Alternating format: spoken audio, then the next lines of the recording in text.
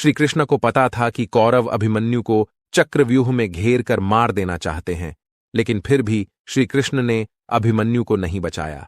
आखिर श्री कृष्ण अभिमन्यु को क्यों मारना चाहते थे और किस वचन की वजह से श्री कृष्ण ने अभिमन्यु को चक्रव्यूह में कौरवों से नहीं बचाया? आइए जानते हैं इसी बारे में, इसलिए वीडियो में लास्ट तक बने रहे और वीडियो को लाइक करके चैनल को सब्सक्राइब कर ले ताकि इसी तरह की वीडियो आपको मिलती रहे। चक्रव्यूह एक बहुस्तरीय रक्षात्मक सैन्य संरचना है जो ऊपर से देखने पर गोल चक्र के समान प्रतीत होता है। इसके हर द्वार की रक्षा एक कुशल महारथी योद्धा करता है। इस व्यूह की रचना महाभारत में कौरवों के प्रधान सेनापति द्रोणाचार्य द्वारा धर्मराज युधिष्ठिर को बंदी बनाने हेतु या अभिमन्यु की चक्रव्यूह में हत्या करने के लिए किया गया था।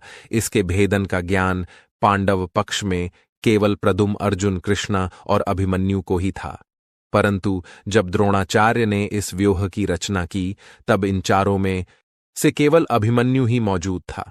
अभिमन्यु ने चक्रव्यूह भेदन करने का ज्ञान अपनी मां के गर्भ में ही प्राप्त कर लिया था।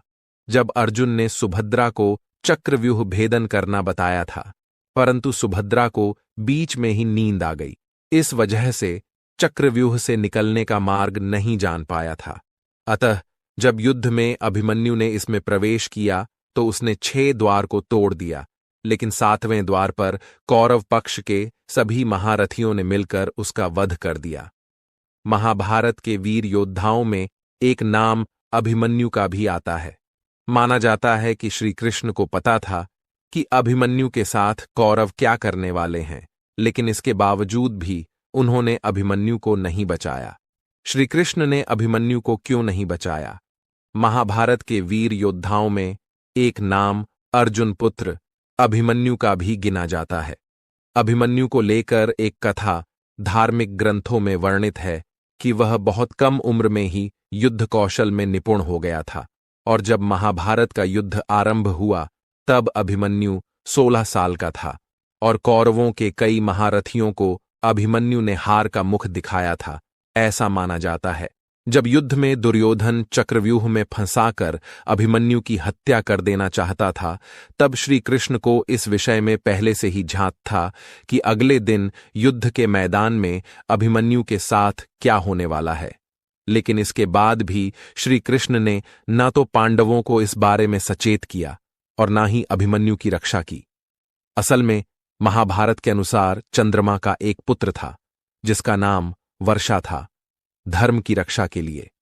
जब यह तय हो रहा था कि हर एक देवता के पुत्र धरती लोक में जन्म लेंगे, तब चंद्रमा नहीं चाहते थे कि पृथ्वी लोक में उनका पुत्र जन्म ले, और वह अपने पुत्र से बहुत प्रेम करते थे और उसे अपने आप से अलग नहीं करना चाहते थे। लेकिन भगवान शिव की आज्ञा को चंद्रमा टाल भी नहीं सकते थे। ऐसे में अपने पुत्र को वह पृथ्वी लोक में भेजने के लिए तैयार हो गए।